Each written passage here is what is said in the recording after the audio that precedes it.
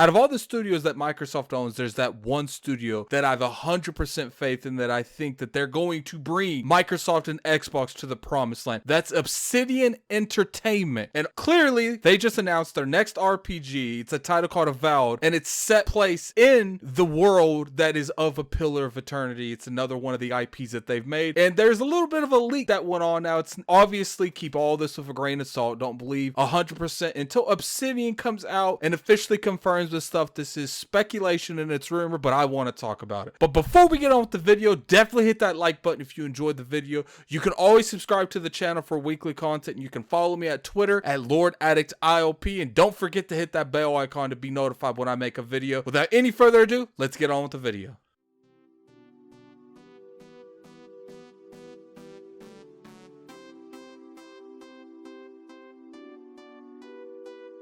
What's going on, you guys? Gaming Addict here, coming at you for another video. Like I said, Obsidian is one of the most anticipated studios to me. I think that they have a lot that they can prove, and I think a lot of people are going to be surprised with the type of quality that they bring to the Xbox platform. So when they announced Avowed, I was extremely excited because I love these type of RPGs. It's a Skyrim-like RPG, and I do think that it is a direct competition to Skyrim, just like I felt like the Outer Worlds is a direct competition to Fallout. It seems like there's a little bit of a competition going from Obsidian, because they did make Fallout New Vegas, and Bethesda's Fallout games and Elder Scrolls games, which competition's always good. For those of you that don't know, there's an insider on Twitter. His name is Colobro. I definitely probably butchered that. I apologize if he ever watches this video, but he shared a link to some information that was surfacing around, I believe it's Reddit. But you know what I'm going to do is I'm going to go over every single information that's on there. We're going to talk about it a little bit. I'm going to give it my personal thoughts and opinions on every subject. So let's go ahead and get right into it. So let's start with the very first thing that's on the page. I'm going to be sure to put it on the screen so you guys can read along with me. It's going to have a fully open world. It seems like it's going to be much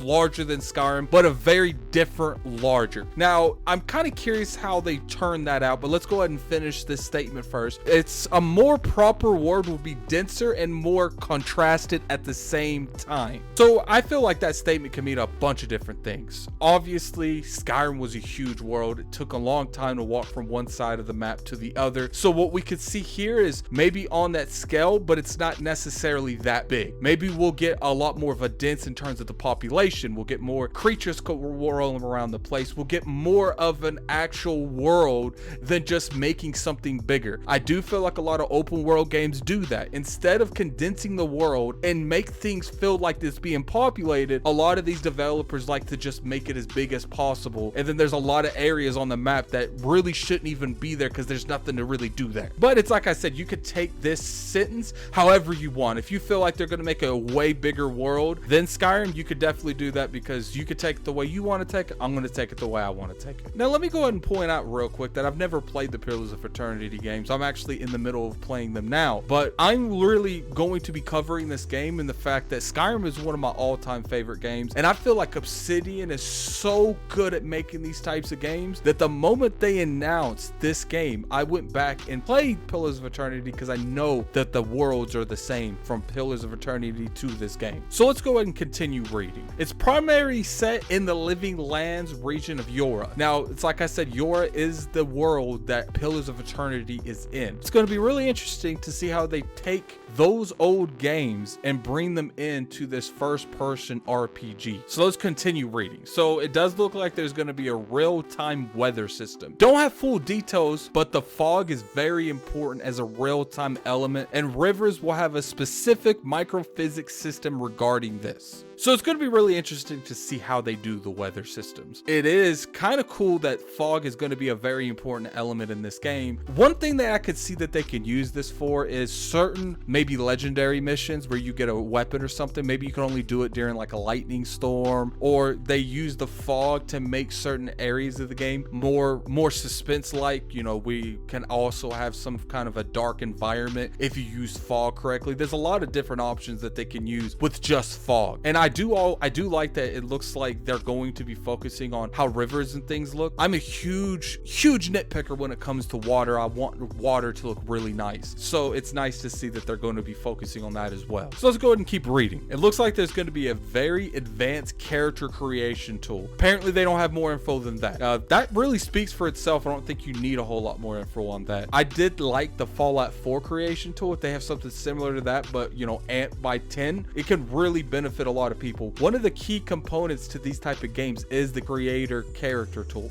People want the characters to look like them. Some people like to model the characters after looking like other people, maybe famous people. So it's really a good thing to focus a lot on just this tool, because if you make this tool good enough, people will spend 30 minutes just making their character. So apparently mod support's coming to the game. I think we all pretty much knew that. Every game that is designed like this is mainly hugely supported with the mod community, and they would be stupid not to have mod support on their game. It does look like probably the ones that can actually be played on Xbox will be available on Xbox, so that's always good. Now let's talk about this next one, because it definitely is interesting the way they're wording this. Very large number of factions, but very different approach than with Skyrim. First off, I want to point out that it does look like at any point they are comparing this game with Skyrim, and it is a pretty good comparison. It's like I said, this one of the whole reasons I actually want to play this game is because they are going to really inspire this game off of Skyrim. In case anyone doesn't notice, Skyrim did factions pretty well. You could choose one or the other. There was a couple factions in the game. They all had their own missions, old side quests, and some of them even had weapons that you can only get in those factions. So it's going to be interesting to see, because they said it's going to have a large number of factions, but very different approach than Skyrim. So maybe certain of the factions you can have them join forces, because it's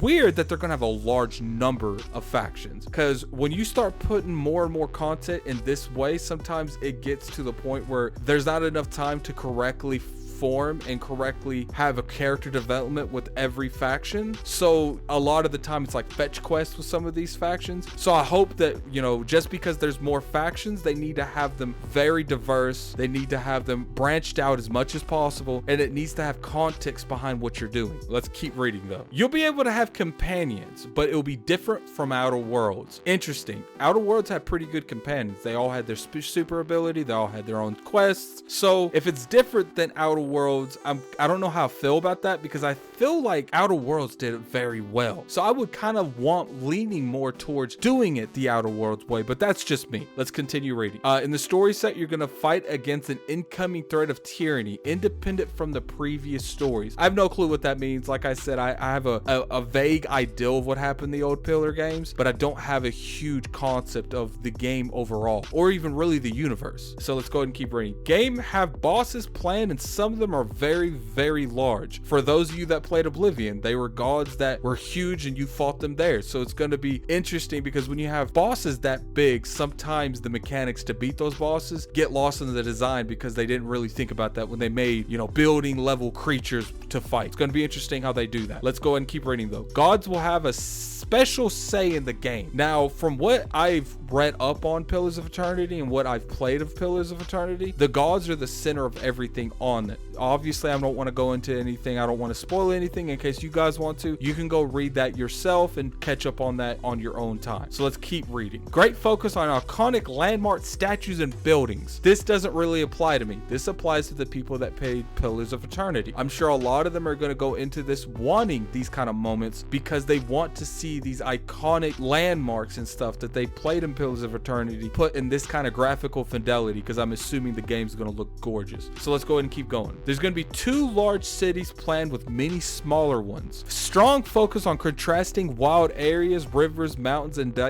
desolated areas. I definitely butchered that. Yes, you'll be able to swim. I didn't really see a incident where you couldn't swim, but you know, I'm okay with this as long as the cities are well thought of. There's a lot of stuff to do in these cities, and there's a lot of stuff to do in these smaller ones. Clearly, the 2 cities are probably going to be at war with each other. I can almost guarantee you that, but that's just me. But let's go ahead and keep going.